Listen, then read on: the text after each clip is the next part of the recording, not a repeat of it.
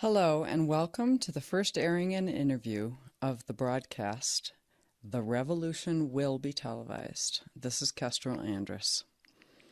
These broadcasts will concern themselves with the issues of consciousness. So we begin with a premise that in current times we are engaged in humanity's biggest battle, and that being the war on consciousness. We aim here to bring light through the heartfelt stories of many on this warrior path to achieve their consciousness potential. We want to illustrate the numerous experiences, paths, skills, and challenges that occur for most on this journey. I first met James Koskinas. Did I get that right, James? Who is an artist and has a film opening actually this week that will be addressing some of these issues. Consciousness related to art. So what a more perfect person to start with. So thank you, James, for being here. Thanks, Barbara. As often happens, James approached me and said he had a story to share with me, and that somehow we both knew that he needed to share it with me and that I would understand somehow. As is the case with many on this journey, his story involved a dark night of the soul, or in fact numerous ones, or sometimes we call it a death and resurrection experience. This sort of psychoneurotic experience is to be expected as one transforms and comes in forms such as out-of-body experiences, suffering and healing from extreme trauma, deep connections with the creative process, which James I'm sure will talk about. Sometimes it takes years of meditative practice. As a lifetime therapist, I can tell you that most usually there's going to be an experience that brings a person that has the ability to shift their consciousness to the brink of death. It's going to bring them to their knees. It's from this place the person returns with almost like a fish scales removed from their eyes, and only then is able to experience seeing, accessing, and interacting with forces greater than our ego selves. When you hear James's story and self-healing, you'll have a greater understanding of the how, what, and why, and the various permutations of his journey and how it relates to his art. Our biggest goal here is to offer listeners the opportunity to know they are not alone on the path, that disintegration, which James will be talking about so eloquently, this kind of disintegration is to be expected and supported so that a transformation can occur. We are truly the ones we've been waiting for. Here our revolution begins with occupying ourselves. James, thank you so much for granting me this interview time. I know you have a big weekend coming up with a screening of your movie. We'll undoubtedly touch upon some of the topics of your personal journey and consciousness. Very honored to have you here. And because the movie's coming out this weekend, I think it makes sense to, if we can, talk about your journey, some of your journeys with consciousness and how it has affected your art and your creative process. Hey, Barbara, thanks a lot. And movie's coming out Saturday, November 15th at the Jean Cocteau. It's called The Twilight Angel. And thanks for having me here. And, you and I've had like this conversation before, an interview going on pretty intensely, and I just kind of pick up on that. And we're both artists. We met at an art opening out in Row, and we immediately just hit it off and started talking, telling stories about ourselves. Most of me telling my story and you listening, but I'm out of that. We're like knitted together this relationship. So first thing I would say is, since I'm an artist and predominantly a painter and a visual artist, I spent most of that time, actually a good amount of 30 years alone, and being thrown back on myself making art. And especially in the visual arts, there's not really a language that is a written language about what you're doing when you're painting, or even when the paintings come from. I'm not sure who said it, but I think maybe Jung said it, but you stick your hand into that dark or that empty area, and you pull a painting out. Mm. And since I've done thousands of paintings, literally, have been sticking my hand to that area for years and years and years, and forming a relationship with it. Mm-hmm. In the very beginning, before I actually started to paint, I don't think I had much of a relationship with it. And I think that you're talking about the dark night of the soul. And I think here's where my journey starts. And I was in California, and I was pretty much doing what everybody else was doing in California at the time, trying to make money, chasing money, struggling, trying to buy houses, cars, clothes, go out, and basically got very involved with my own ego. Mm-hmm.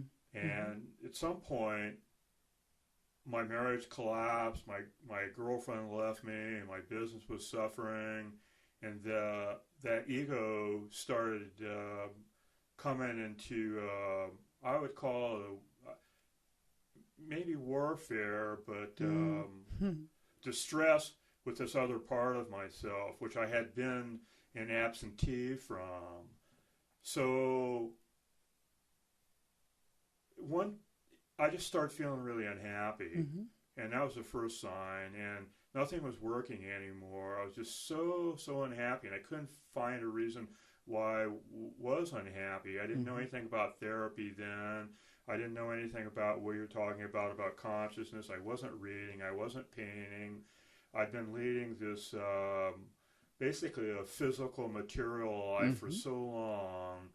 And I'm not blaming the system or anything, because I learned a lot there, but I just started to dry up. And so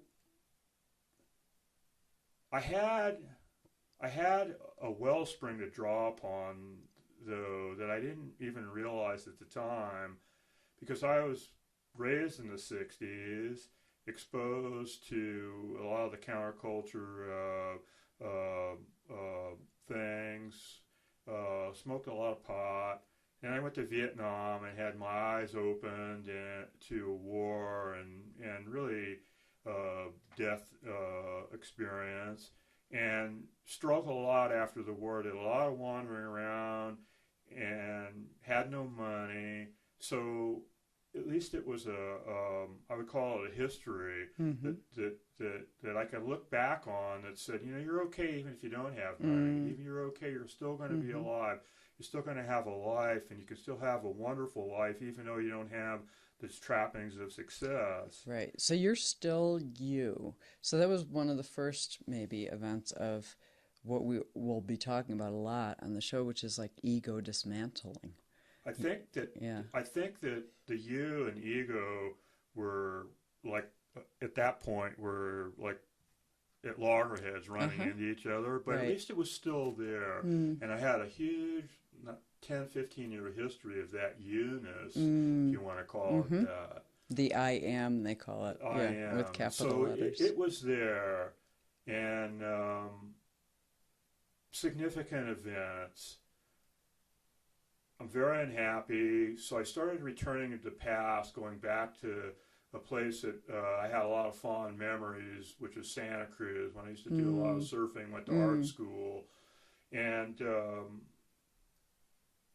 one morning coming back from an all-night party, I forgot my leather jacket. I went back to my buddy's house and drove up the coast, and I went, I'm late anyway. I don't have to get back home so fast. It's on a Sunday. And I went to the beach and walked down the beach, and I noticed something on the beach, and I thought it was a beach seal or one of the big sea lions they blow up in the winter, and it turned out to be a woman. Oh, wow. With a giant overcoat and blanket on herself. And when I walked up to her, it scared me at first. I thought she was dead, lying there. Sunday morning, 9 o'clock, isolated beach. Wow. Then I went over and shook her, and she moaned, and I rolled her over, and she was hypothermiated, and her eyes were glazed. So I got her up, brought her back, and put her in my truck, and turned the heat on. And this is that contradiction between the ego and the you. So one part of me, I'm being moved by this woman. The other part of me, the ego says, I got to get back home because I got to go to work on Monday. Hey, I'm supposed to get my jacket. Yeah, and drop this homeless person off, Right.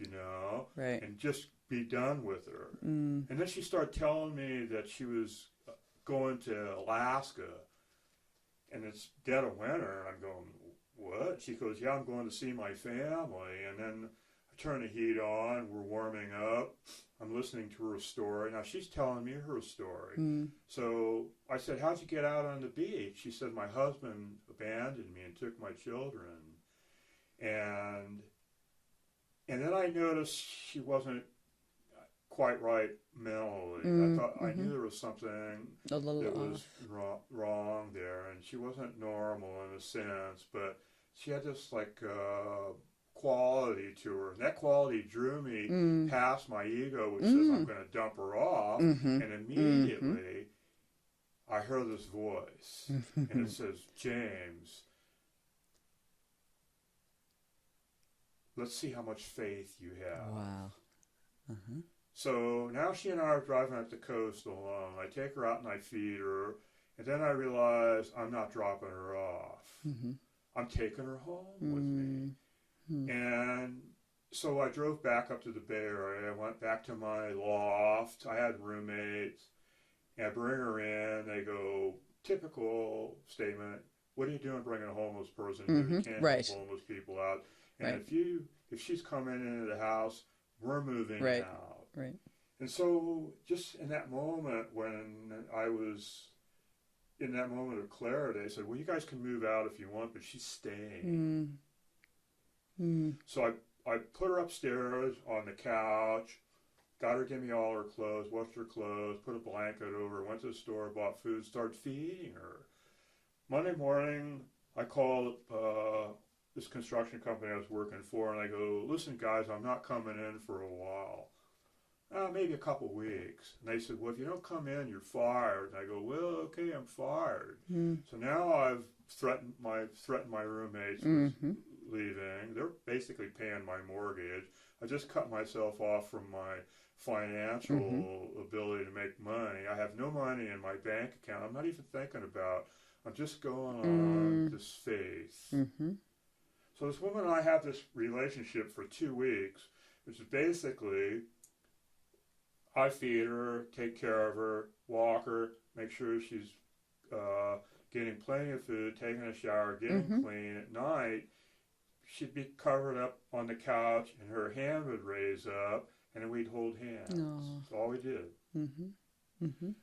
So at some point, I don't remember when, I realized she was happier than I was. She had a grace and a peace that I didn't have, that I wanted. And so I used to sit right in front of the couch next to her, and I asked her once, I said, how can you live out there all alone and be left by your husband and survive? And she said, I live moment to moment. Something I had no idea what that was, because I had been in such a hurry to make money and get someplace. And Well, I'd like to interrupt for 1 second just to point out one piece of this that, again, will be the theme that's going to kind of run through a lot of these interviews, I think, is that you came face to face, like you said, with ego functioning versus something higher. And we were, just before the interview, we were scrambling. What do you call that? What did Jung call it? Collective unconscious. Are you operating from a higher self? But what I love about the story so far is it illustrates, as do many of your stories that I've heard so far, is that you are conscious in the time of being given a choice. Do I stay in this place that's been, the way that I've been raised, the way that I've been programmed, for the lack of a better word, what I've told who I am. I've been told who I am. I've been told what's right and wrong, what to believe. And here you come face to face in a very brave way saying, take the job, take the people, which often happens when you make the decision to follow your higher self. People will leave you. and you'll lose those material things. And there's something about you and some of us out here that have had that happen, that do that, that many people would never consider. They'd be like, you're crazy. What, are you going to leave your job and take care of a stranger for 2 weeks? Yet I think that's one of the things that happens with consciousness and shifts of consciousness, is we make this kind of seeming to the outside world insane decision, but we know somewhere inside of us that we're doing what we're supposed to do. Does that make sense? Yeah, it does. And let me tell you the follow-up to the story. Okay. And that'll sort of bring it full circle, because we're just talking about abstract ideas right now. Mm-hmm. And at some point, if the story would have been, okay, the guy takes care of the woman, and then 2 weeks later goes back to his life, and he had like a little moment, he was a good Samaritan for 2 weeks, and it went on with it, it'd be a different story. But the story was that when I took her to a woman's shelter a couple weeks later, and she asked to go. It's interesting. She goes, James, you need to take me someplace, and you need to go back to your life. This is from sort of a childlike woman, right? So I do. So I take her to a woman's shelter on a Sunday. I go to work on a Monday morning and fell off a building within an hour. Wow. Almost amputated my wrist. So by 5 o'clock that afternoon, I'm on the very couch she was. In a full cast. And totally, absolutely freaked out in fear. Now I have a broken arm. I can't go to work. Now I have no roommates or threatened roommates leaving. Now I have no job. So the only thing I could think of was think like her, moment to moment. I was hoping you would say that. That's my initiation. Wow. And so now the very thing that's been in front of me that I wanted, which is her peace and her tranquility, is something that I have to practice to survive, So the story gets much longer, but what it led me to is, once I heal up and everything, is I'm leaving this life and I'm going on a classic vision quest, because it no matter what, as soon as that event happened with the woman, I knew I was not going back to the Matrix. Yes. I went back to work, but it was never the same. And I never, and the whole society, everything I saw looked different at that point. I knew, I told you this, at some point, I think, when I knew that I had to go, I drove back to the beach and stood in front of the ocean on a cliff, and I said something like this, a prayer of the universe: I'm going to find out who I am. I'm going to the end of myself, which I didn't know at the time meant what you were old saying. Self, and I'm going to find out the reason I came to this planet, and I will do it to the fullest of my ability, And so then I went on my vision quest, and that's a long story. Probably you're going to have to read the book. I'm going to write about it. And would you be willing to tell the piece of the vision quest that you told me when we first met? Here's part of it. Significant. I'll give you some significant events. Another one of these things where you're following your higher self. I'm packed up. I've sold my house. I sold my house. My beautiful loft, which I love. I sold my trucks. I'm in an old Datsun that I bought. I'm headed out back east to go back to art therapy school, because I decided I needed to go to be an art therapist. I don't know why. I wanted to do it. So, but now I'm an adult leaving on a trip. It's not like when you're a kid and you're not afraid. I have an immense amount of baggage and all those things. Failed marriage, left my business, and this whole thing. Right. Lots of stories going around your head about who you are. I'm in my 40s, and I'm going back to school. I have my Datsun filled up with about 10 possessions, everything is great. I'm going through the Ojai Valley. I've got John McLaughlin on. And I'm listening to this fantastic music. I go to the edge of the desert, and it's the sun's starting to go down.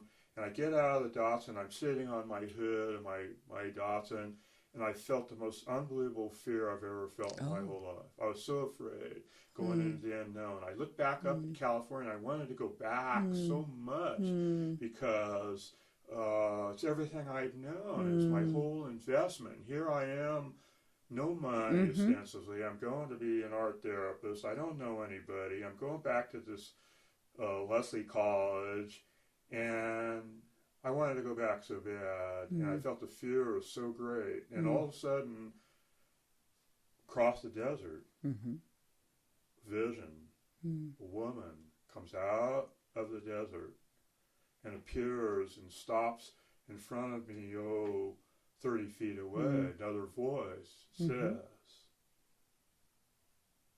"Will you come? There's only room for one."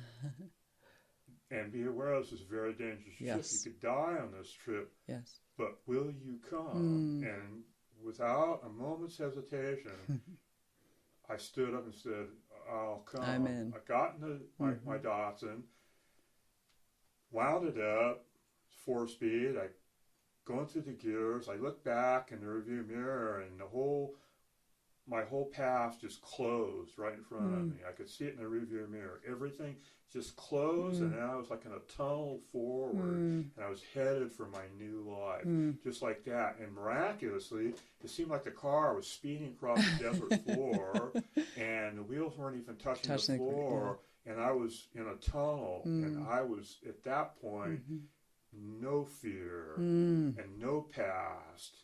And not even worried about the future, just totally focused that I was headed someplace. Do you have any sense, I just have the urge to ask this question because it's been floating around in my mind. Do you have any sense of why something like that can be revealed to you or a me? You know, I have similar stories, and there's, you know, a lot of us, or some of us that have these stories, that we will walk away from things that other people would say, "What in Sam Hill are you doing?" What is it about certain people that, like you, that would have the courage, would be approached by that woman in the desert? Do you have any idea? There's nothing historical that would that would say why, because I wasn't a meditator, I didn't have a guru, I didn't have any traditions, and I don't know, Barbara. It's just, you know, and this starts making things. You don't want to. It's. I hesitate to say the word special, but I felt like this my whole life. Right. And I always knew that there was, and I interacted with this greater world than myself until I didn't. But I remember it as a child, you know, and I don't know if we're born that way, or we should have a feeling for things. None of my siblings did. And I've met very few people who would do those things. And unless you have, like you and I do, this common experience of this thing, which must be our consciousness, which supersedes everything else, or is the biggest part of us, I wouldn't even be able to explain it. Right. And you and I talked about that as well, like that you and I kind of found each other in the situation, and it was immediate recognition. And that this is happening more with you in your life. This is happening with me. This is happening with a lot of other people that I'm talking to. So it seems like whatever it is during this time in history, that there's a way that we're finding each other, but not by trying, by showing up in the right place at the right time, by following that quiet inner voice that says, "I need to go to Pecos today," or, you know, whatever. And then the things unfold. But it's an interesting dynamic that it's just, you kind of just have to show up, and then whatever that universal intelligence is starts to take over, and we find each other. Because it's not uncommon for me at this point in my life, as I look around, most of the people that I'm close to have had these kind of experiences. And I go, I wonder why that is. And then they tell me, same. So I think something's happening in the shift, and it's calling upon us to start to speak for the sake of those who may also be experiencing some of this stuff, but feeling so isolated. And I think that there's a tradition, though, for us, for people that are, because we have a tradition of saints that showed up in the beginning of the world, or since modern time. We have Jesus, Muhammad, Buddha, and all the Indian saints. We have the Native American healers, Black Elk. We have the shaman that have been in societies for millennium, right? Who've left the tribe and come back with information. And so maybe we're just... on the Vision Quest, I ended up in Maine on an island with the Penobscot Indians, which is another strange story, where I was working on a house on an island, and a Native American girl was in the yard one day and said, "We've been dreaming about you coming, and we don't know why, because we don't necessarily like white people or carpenters." So she used to take me to these, like fire talks, elders talks. Yes. And I remember once one of the elders said, the shaman are coming from the west now, because the white people are our big brothers, and they have all the power and stuff. So we don't know. To me, it's not even an issue of why or how. It's just I'm glad I found out about myself, before it was too late. Right. But I just remember this kind of feeling ever since I was a little kid. And me too. It's not a feeling you can really attach words to, but and it's not only a feeling, but it's a big part of who I was as a kid. And as a kid, I was more of that than I was ego. Right. And I was I was more of that than I was this. And so I distinctively remember it. And I grew up in the desert in Scottsdale, and my backyard was a desert, and most of my childhood was in this timeless natural world, no shoes. I climbed over the barbed wire that divided the neighborhood, civilization from the desert. And I just disappeared in the desert. And so I spent my whole childhood out in this environment with this part of myself. And maybe that's part of how and why you've been able to have some of the experiences you had. I believe that we are born, when we're children, with the knowledge of who we are, and we forget. I think we do. Yeah. So like you described, especially age appropriate, right? I'm guessing when you were out there doing your whole manifesting thing with your self-will, making the money and the marriage, and doing what we're told is successful. Yet as a child, if we maintain that memory of who we really were, that's not usually the way it works. And so I think for you, maybe one of your fortunes was that you did have the opportunity to linger a little bit longer than most with nature as a child, so that you didn't forget the piece. And so even though you did forget it, there was something in you that compelled you to return to it. Yeah, that's fantastic to say it that way. I probably lingered for 20 years or more out there. And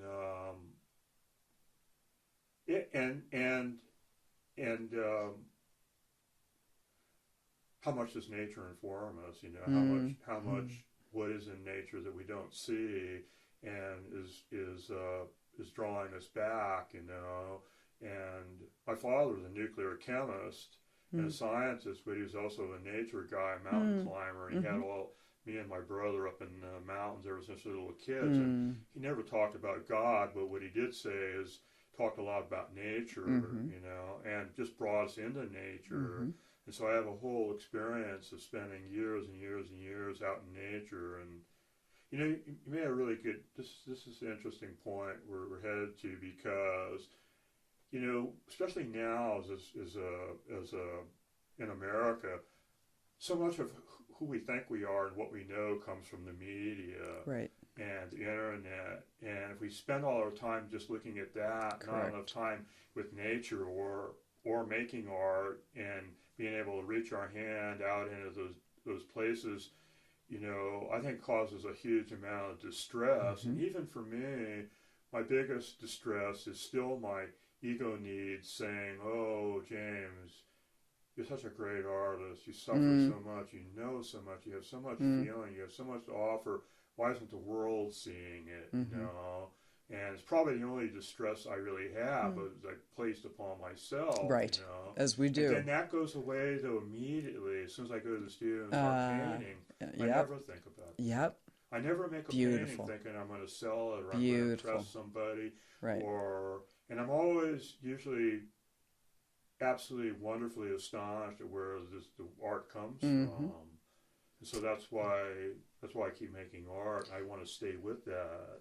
So that beautiful feeling that happens, and I know it well, you kind of lose track of time and space. It's the kind of thing that happens when we're kids, playing. That we lose track of time and space. And that's one of the very few places when I'm painting is I feel it, right? Yeah, it's fabulous. That's a fabulous feeling. Right. And that's that timelessness and to stay there as much as possible, and not be pulled away from it by like my distraction with my mind, my own sense of money, wanting to be famous, or my own ego needs. But as soon as we go to the studio, put your paintbrush on the canvas, it's all gone. Do you think? I mean, I have this wondering. You're probably in a much better position because you've been in the world longer with respect to art. People ask me if I'm an artist, and I always say no, and we always laugh, and there's some kind of thing that ensues about that, or why one can or cannot or should not call themselves an artist. The fear of saying I'm an artist would be that I would lose exactly what you're talking about. And so beautifully, you've been able to be a professional, successful artist who has not lost the childlike, the reason I paint, which is to go into that beautiful state that you do somehow connect to your higher self. I don't know how it works, but it's a peaceful place. Have you seen people that have got so caught up in needing to make money from their art that they stop enjoying producing it? I can't say for sure because maybe they're just being themselves and painting what they know. Okay. For me, it's I got to paint what psychically comes up. Right. So that's my perspective. But from my own perspective, yeah, I think that you have to get yourself out of the way completely. And one of the best ways to do it is just go to the studio every day, and it sort of takes care of itself. It does. Okay. Yeah. It's playground, like you said. And if you what, I'll tell you something about the word artist. What a strange word. Aren't we all artists? And we're supposed to live our life as art. And just because you make something doesn't mean you're an artist. What if you just see something in a way every day that's beautiful, but it's not recorded? Isn't that also making art? And one of my great mentors, teacher, artist, the great artist Bob Winston, who was an unbelievable sculptor and gone now and came out of the 30s and 40s, used to say, we're not artists, we're just creative people, and everybody's creative, and the whole world is creative in front of us. He was another guy who thought nature held the key to all his forms, organic forms and forms. I'm not saying he copied nature, but he looked at it and took a lot of pictures of it. So I always say I'm a creative person, and then okay, I'm an artist. It's simple to tell people are an artist; they understand it. Right. You don't have to get on a long conversation about creativity, but yeah, it's a word that I'm careful about, and something else too that people that like us that have had a second chance. See, we're getting a second chance, or a third or a fourth. Get second chances. Yes. And I've already messed up my life, and know exactly how I did and when I did and all the feelings I did around it, and I'm acutely aware of that, and so I know that I don't want to tread back into any of those areas again. And And maybe we need to mess up more than once sometimes to understand where we don't want to go and where we do want to go. In my case, it's a lot of mess Yeah. ups, But the failures are actually just fodder for good art. Exactly. Fuel. Because if they lead to any kind of pain, suffering, or understanding about yourself, and you get to the end of that, and you're still alive, and you can find your joy and beauty, and all of it goes into your painting. Makes better painting, more powerful painting. So yeah, and that's all part of the story, and I think all that's good, and I'm glad I did all those things. It's most of the transgressions are just ego based. Like me thinking that I'm special because I paint, or me thinking I'm a better painter than everybody else, or me thinking that the paintings are directly coming from my own responsibility, and that they're not coming from that greater, vaster place.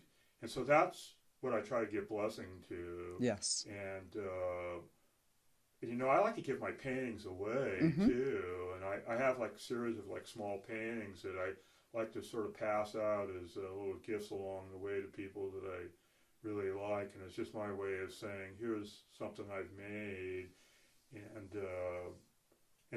then I'm detaching from it. Yes. Yeah. Even though I'm still trying to make money selling my art. So. Right. So maybe at this point, let's take the conversation towards your upcoming movie and how it relates to your life story of having numerous experiences where you were given, and someday we'll get into those stories a little more, and you have said you want to write a book, which I think is a great idea because you've got a lot of good stories about these very things, these times when our ego seems to be our worst enemy. And there's a line from some song, I think it's Sheryl Crow, that says, I got to get out of my own way to let myself by.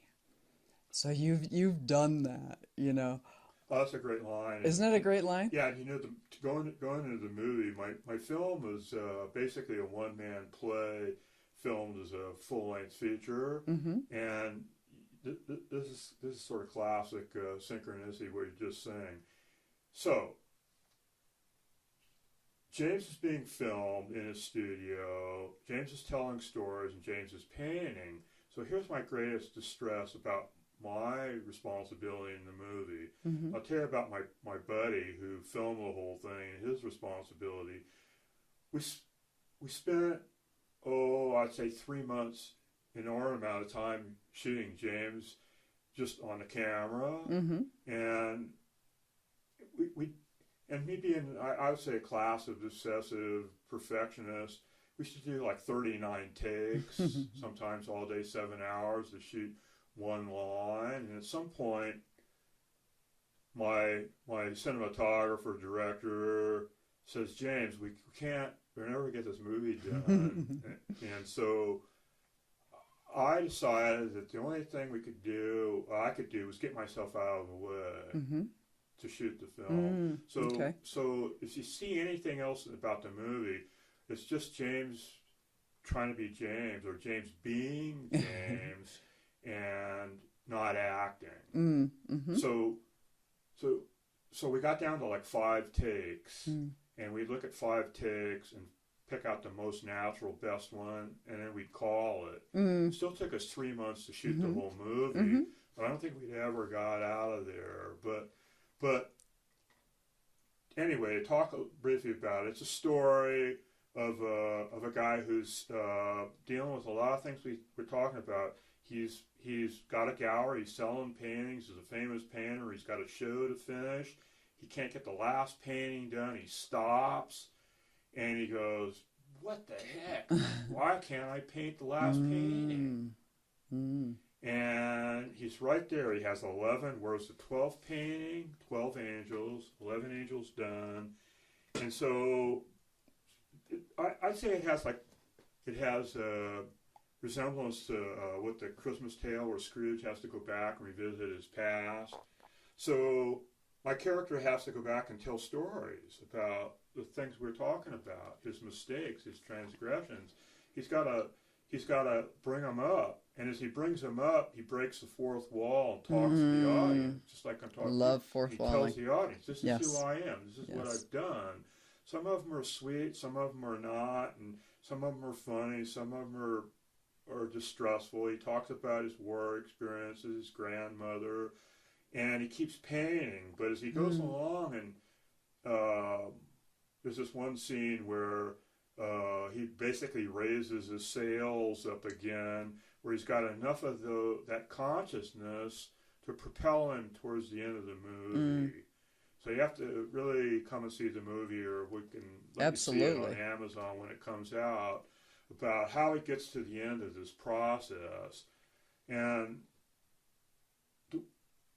the one scene I love about the movie, and I think my cinematographer John Witham and I loved the most, was we threw the big canvas. I'm talking about a big canvas, like a 6 foot by 10 canvas on the ground. He shot it from above with two cameras in the black, totally black, with just enough light on the canvas. And I didn't say a word for 8 hours as he filmed me. And at the end of the 8 hours, we were both so transfixed, we had to stop shooting. And I said, "You know what, John? This is probably like 2/3 or 3/4 of the way through the movie. I wish we had just made the movie without any words." Because it's that feeling, like you and I were talking about, where, and he felt it too, where I was pouring paint and everything. But nonetheless, we told a story, and so it's basically the story I've just told you, but as the painter goes through the process of dealing with his consciousness. While he's creating this craft, accessing it from the higher self, while battling the ego. Oh, that sounds awesome. I'm really looking forward to seeing it. Thanks, Barbara. Very good. Very good. So, I'm excited for many reasons, and one of them is I'd like to have you back, kind of as a semi-regular, because you have so many incredible stories. I'm really looking forward to the movie. Can you tell us again the details of where and when? Jean Cocteau Theater, Santa Fe, right on Sandoval Street, November 15th, this Saturday, 3 p.m. to 4 p.m. Art from the film in the lobby of the Cocteau. Good. For 3 days. And, good. Meet the filmmakers after the film, come and say hello, look at the art, and then we'll take the art down, and that'll be the end of that show. Go from there. Next time. Okay. And someone had asked me actually on Facebook that had seen I posted an ad of your movie, and they're like, "Woo, I want to see that." And they're from Oregon. Do you have plans for distribution widely, or how is that working? Well, we're working on some distribution plans. We're going to have a show up in Taos, at the Taos Art Center in February. Okay, good. Working on a show in Missoula, Montana, Tucson, California, so we'll see if we can get to Portland. Okay, so when you do that, you'll travel with the movie? Yeah, we'll travel. Oh, good. Beautiful. Yeah. So this is another... Go ahead. One thing about before we go, that I don't know that we're using words to describe, our consciousness and our experiences. I'm not sure that the best way to discover or get into your consciousness is through words, and it must for me, and probably you too, it just has to be an experience. I get frustrated with words. They seem clumsy to me. They seem clumsy. I've gotten a lot better at speaking because I did my stage play here 5 years ago, and spent a lot of time talking to people in my art shows, trying to describe my art and who I was, and doing a lot of writing and trying to simplify what I was saying. I feel comfortable with doing it, and it's its own kind of art form. Yes, and a challenge to bring such big concepts that are almost nameless into some kind of understanding with words. So I feel the challenge as well, and yet feel the imperative so strong to move forth. Yes, and speak mine as well. And I think my kind of soul calling is to gather others, to offer them a space to speak their story with the person that gets it. I mean, as a therapist, right? Like, especially with adolescent kids when they would come in. If I was full of any kind of caca, they would have called me out on it right away. But those kids can tell immediately that you're full of it or not, and they know you're not, and they'll go.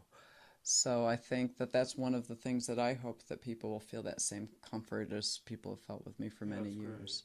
This is basically to kind of a communicate postscript to our vision quest and our own traumas, which I know you talked about yours and I've talked about mine, how similar they are, and I think we did it without safety nets too, or language, and a lot of it is just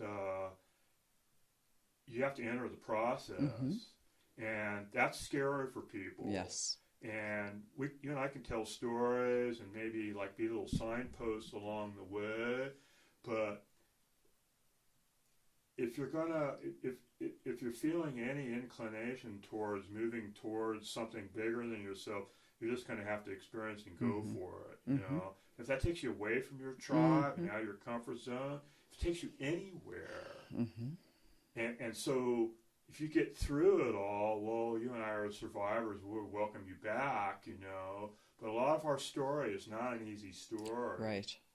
And I think one of the motivations for me in all of this is that I've had many years of knowing people like ourselves and working with people that come in, and they come in with that traditional medical model. My doctor told me to come. They said I was depressed. They said I needed to take this medication. And so by the time they get to me, they're already kind of numbed out. If they get to me before they're numbed out, this is good because I get to give them the message, which is really the purpose of what we're doing today and what I hope to be doing in the future, which is that this kind of what they would call psychoneurotic breakdown. Okay, so the way that traditional society that would value you for having your house and your job and blah, blah, blah, they and the establishment of our current medical westernized medicine would say, oh, that person's neurotic. So we're going to label these people. And when my clients would come to me, I'd say, there's nothing wrong with you. What you're doing is going through a transformative process, but the thing that frightens me and the kind of goal of collecting people to speak is so that we can get the message out that if you're going through that, you're not crazy. You're actually waking up to sanity. And in waking up to sanity, it's going to feel like you're losing your mind, especially if and when you identify with the beliefs that you've held and the beliefs that have been given to you by society, that if you get in your Datsun and drive across the desert and see some lady talking to you, you must be crazy or tripping. No, that's not the case. But so many times over the years, I've heard people come in and denounce these beautiful spiritual experiences because people have told them that they're nuts. And hey, if you just take this pill, and if you just get better at your job, and that all will be well. And there's a whole different path, so part of the beauty, and I've been humbled by being able to be involved in people's lives where I get to give them the message, in a one-on-one basis that, no, you're not breaking down. You're actually sane in an environment that's looking pretty insane. And then when I do that, James, what has happened and why I love art so much and why I'm so interested in interviewing artists and musicians and creatives is because what would happen invariably is when we'd go through their life and say, okay, let's not call it depression. Let's call this part of a journey. They would start to paint, play music, write poetry, and I don't know how I could do it, but I could tell. I'd say to the person, you need to paint. And they'd say, what are you, crazy? I don't even know how to draw a circle. And I'd say, I don't know where this is coming from. Just go take a paint class. Well, that one person I'm thinking of right now is selling her paintings for they would actually thousands. They had enough trust in you to, that's fabulous. Yeah. Well, and it's almost like a sales job. You saw them for who you saw something about them, and they knew that I did. Behind them. Yeah, that's the most powerful thing in the world. Yes. Somebody sees you and says, "I see you as good when you're in your worst, but you could do this." Right. Because they're powerful. feeling like crud and they're Yeah. looking from their eyes that our eyes are made to look out. So, what's really needed in society, I think for everybody, is to have a mirror. And that's kind of how I functioned. I didn't even like to call myself a psychotherapist. I didn't like diagnosing people. So I'm a mirror to show you the part of you that because you're in distress, you can't see clearly. You're not equipped to self assess. And I will never BS you. I'll just mirror back to you your beautiful, graceful abilities. And it would be so fun because they will sometimes I've never considered it, and their eyes would be open like, how'd you know that? I didn't even know that. And I'd say, I don't know, but what's it going to hurt to take an art class? Or, man, you just wrote that down. I want you to keep writing. I think that's powerful because Mm-hmm. you're seeing them and not judging them, and the judgment is what holds us all Holds back us from back.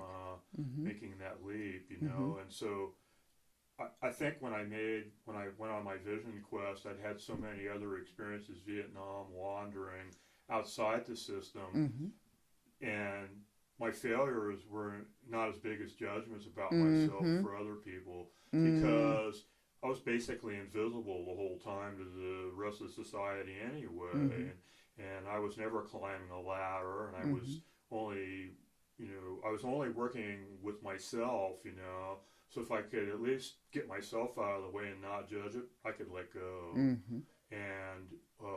and I could let go also because I didn't have money to keep me back and Mm-hmm. keep me safe, Mm-hmm. and I didn't The have illusion of safety. a delusion of safety, Mm-hmm. and I wanted to get Mm-hmm. someplace, and the place I wanted to get was just into my heart, into Inside, myself, yes. and so that Yeah. the less things that were there, I was able to let go, and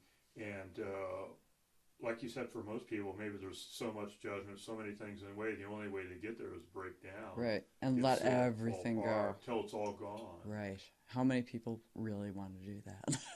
Well, they We're don't. so equipped to be like, oh my gosh, consume, consume, consume, attach, attain. That it's a real swimming upstream to let go. Most people don't do it willingly.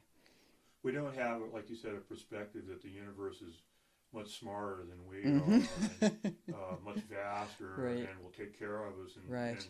and maybe it doesn't look like what we think it's supposed to look Exactly. like, and certainly not going to end us up where we think we're going to end up, and that's part of the fun of it, is Mm-hmm. the fear that, but certainly for people like you and me, we see that it's a big circle, and Mm-hmm. eventually the circle is come back to yourself, Mm-hmm. and once you do that, then everything happens. Mm-hmm.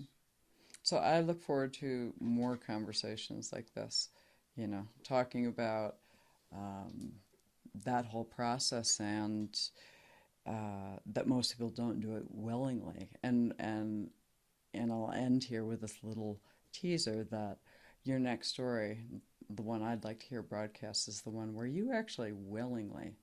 It makes me think of the scene in Forrest Gump where, was it Sergeant Dan was on the boat and it was a big storm and he had no legs and he's up there and he's yelling at God saying, "You call this a storm? Bring it on." And when you told me your story, I had the picture of that scene. And I think probably because you had been there before, you're like, come on, I can handle it. Yet most people in society less conscious of the process. So, again, what our aim is to do is to bring some enlightened people about the process of becoming conscious and what's entailed, so that if life events happen seemingly quote unquote outside your control, can you see them as a gift for the fuel that's going to help you transform versus, oh crud, there's something wrong with me. I have to medicate. I have to get a better job. I have to get a better relationship. I have to get something outside of me. So that's where we're going. And so I'm going to just end this by asking you to return sometime soon because I think we've got a lot of things that we can share that will help kind of be like little markers for others on the path. I just think about all the people that are alone in this, that don't even know to ask the question, am I conscious? So I think just by hearing stories and experiences, if we can touch just a few people, you know how it works. Touch a couple of people, those people touch other people. And this is the way the revolution is going to happen. If we are going to have a revolution, and I'm pretty much thinking we sorely need one, that it's going to be a revolution of consciousness, and it needs to start within.